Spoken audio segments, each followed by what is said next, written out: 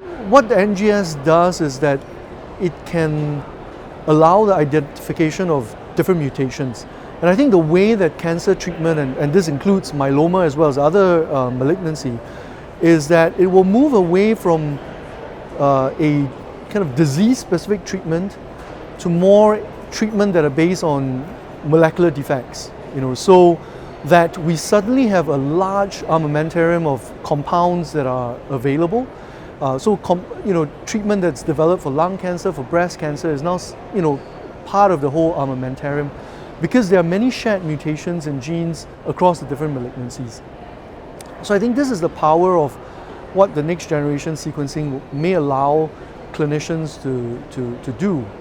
But I think there are still a number of gaps before this can become very easy to implement clinically because the current platform in next generation sequencing are not standardized.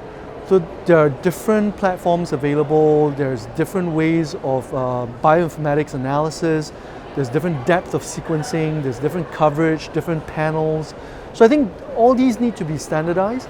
And also the meaning of the different mutations in the different genes are again not comprehensively understood. So for most common practicing clinicians, they need to have an easy report that is in front of them so that they can interpret this very easily and then allow them to choose the treatment. So I think at the moment, although we know what are the mutations, we know potentially what are the right treatment, but these all have to undergo a phase of validation and clinical validation before it can become common practice. So I can see that the next step of development of next generation sequencing will undergo a phase of clinical testing, incorporation into clinical trials, before we clearly can understand how this can be used in the clinic, and can be applied kind of generally by all hematologists treating myeloma patients.